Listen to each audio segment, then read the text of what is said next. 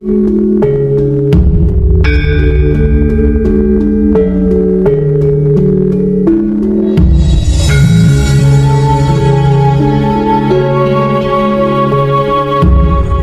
sekalian, sejak dahulu kala hingga sekarang ini, ketika kita mempunyai keinginan, maka sejak itu pula kita mulai sibuk melakukan sesuatu itu dan ini. Kepala jadi kaki, kaki jadi kepala ibaratnya. Bahkan menghalalkan segala cara. Tidak peduli itu merugikan atau menyakiti, bahkan membunuh orang lain.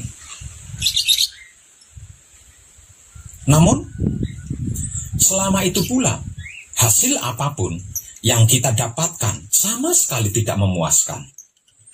Kalau berhasil, kita sombong dan jumawa. Bahkan lupa diri. Kalau gagal, kita kecewa dan sedih, bahkan bunuh diri. Padahal, kita punya Tuhan. Dan masing-masing meyakini dan mempercayai masing-masing Tuhan kita itu maha kuasa. Dan kuasanya menguasai semuanya, segalanya, dan seluruhnya. Namun lagi, kita tidak pernah memberikan sedikit kesempatan pun kepada Tuhan yang maha segalanya ini menunjukkan kuasanya. Tuhan kita simpan di dalam lemari dan kita pajang di dinding. Yang sewaktu-waktu bisa kita ambil untuk dipuja dan dipuji kalau ada waktu, kesempatan, dan lagi srek. Jika tidak, ya tetap dalam lemari dan di dinding. Selebihnya, selain itu, semuanya, segalanya, bahkan seluruhnya, kita sendiri yang melakukan. Padahal, kita ini tiada daya dan upaya tanpa Tuhan. Namun, kita selalu sok bisa, sok mampu, dan sok kuat. Walaupun gagal dan gagal lagi, kecewa, sedih, dan tidak puas, walaupun berhasil, namun kita tetap kekeh dan kukuh, sok bisa, sok mampu, dan sok kuat. Dan membiarkan Tuhan tetap di dalam lemari dan dinding. Di sisi lain, saban hari, saban waktu, kita selalu menyaksikan fenomena sosial yang mencemaskan. Bahkan ada kalanya kita pun ikut terlibat di dalamnya. Antara kita saling berkata-kata kasar, saling mencaci maki, saling mencurigai, saling membenci, saling merendahkan, saling menilai, saling menghujat, saling memaki, memfitnah, menghakimi, membuli, saling mendendam, saling mencari-cari kesalahan, bahkan saling mengutuk.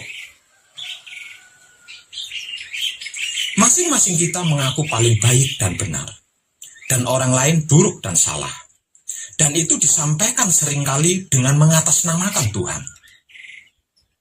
Sehingganya tidak ada orang yang berani menentangnya, padahal semuanya ada di dalam diri kita.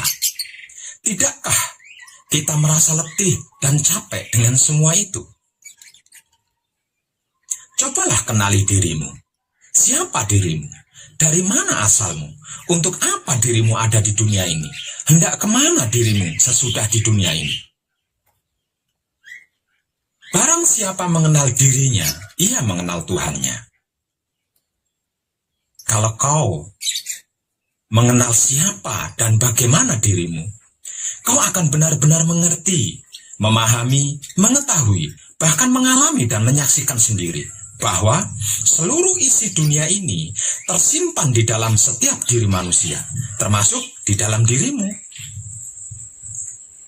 Semua yang kau lihat di sekelilingmu, termasuk sesuatu yang tidak kau sukai, atau bahkan orang-orang yang kau rendahkan, kau caci maki, kau curigai, kau benci, kau fitnah, kau bully, dan kau hakimi, ada di dalam dirimu sendiri, dalam kadar yang berbeda-beda.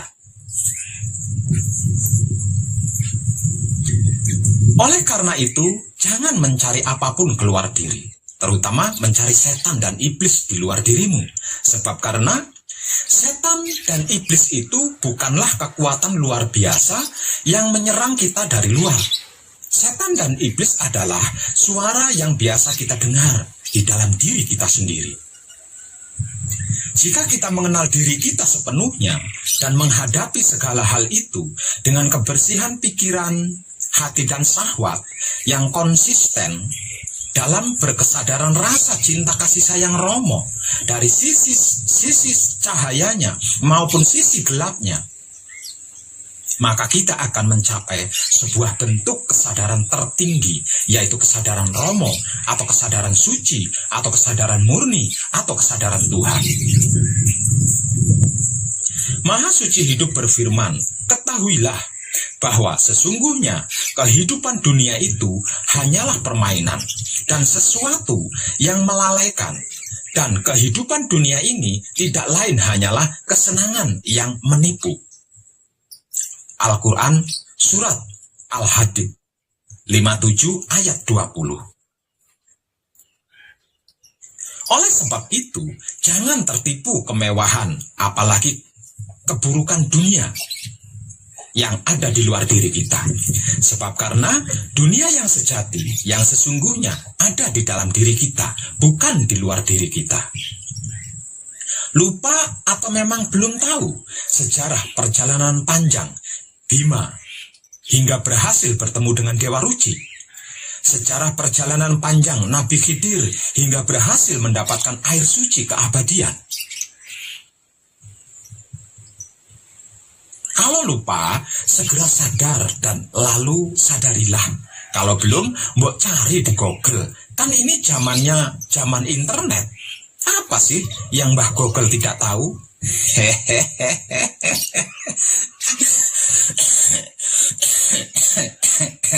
Dan tenan.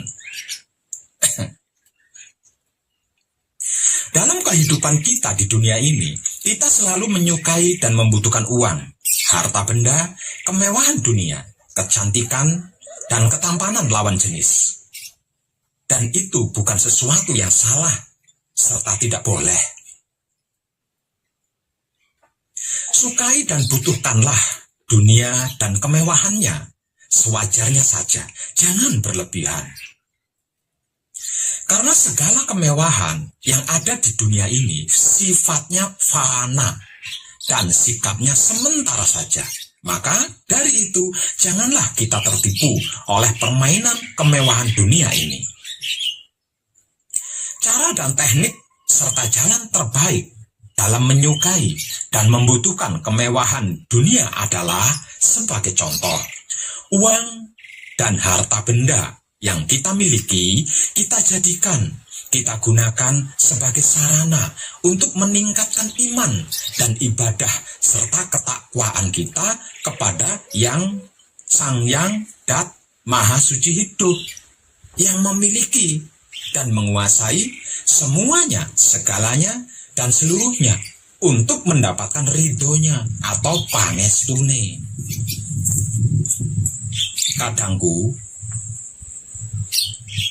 sudah waktunya dan saatnya otak atau pikiran, hati atau batin, kelamin atau syahwat kita bersih dari semua dan segala bentuk kata-kata kasar, saling mencaci maki, mencurigai, membenci, merendahkan, menilai, saling menghujat, memaki, saling menfitnah, menghakimi, membuli, mendendam, dan saling mencari-cari kesalahan dan saling mengutuk.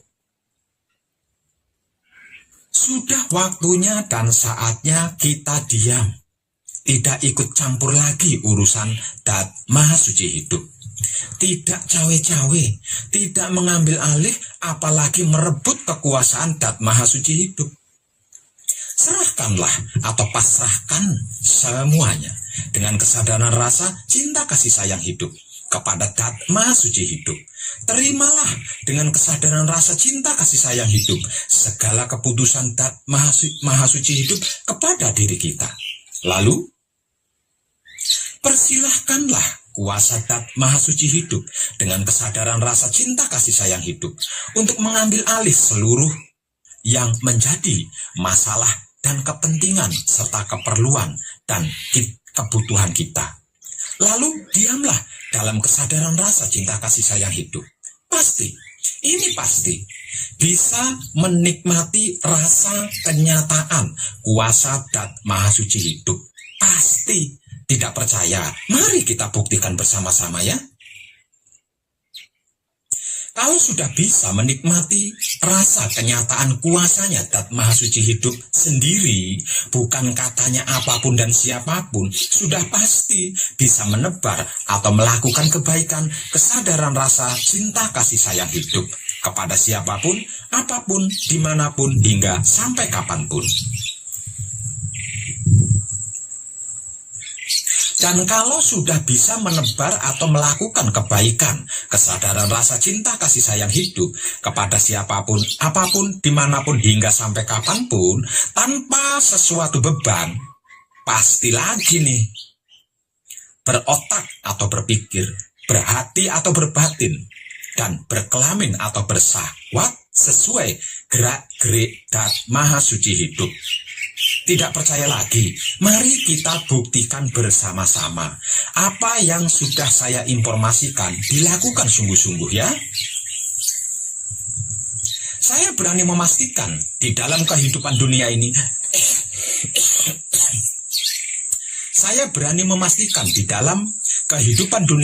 pasti hidupnya mencerminkan sifat dan sikap Dat Maha Suci hidup, dikarenakan manunggal bersama Dat Maha Suci hidup. Lah, kalau manunggal dengan Dat Maha Suci hidup, pasti kan berotak atau berpikir, berhati atau berbatin, dan berkelamin atau bersahwat sesuai gerak-gerik Dat Maha Suci hidup. Lah wong dia yang ada di dalamnya. Kekuatan manusia memang terbatas, sebab karena itu dikatakan, sesungguhnya manusia itu tidak punya daya dan upaya jika tanpa Tuhan. Namun, Dat Maha Suci hidup tidak pernah mempertanyakan kemampuan atau ketidakmampuan putra kekudangannya, melainkan kesediaan putronya untuk menebar kesadaran atau berbuat kebaikan rasa cinta kasih sayangnya kepada sesama makhluk hidup. Dan lagi, ketika putra memiliki kebaikan rasa atau kesadaran rasa cinta kasih sayang yang rela memberi yang terbaik kepada sesama makhluk hidup, maka Romo akan membayar mahal dengan menghujani putronya berkat dan berkah serta anugerah. Dengan ini, Romo selalu memampukan putra kekudangannya untuk bisa melakukan perbuatan baik berdasarkan kesadaran rasa cinta kasih sayangnya, bukan ego pamrih arogannya. Untuk bisa menolong orang lain, percayalah, tidak ada yang terlalu besar untuk dicapai bagi Romo, dan tidak ada yang terlalu kecil sehingga luput dari perhatian Romo. Tercerahkanlah panjenengan semuanya.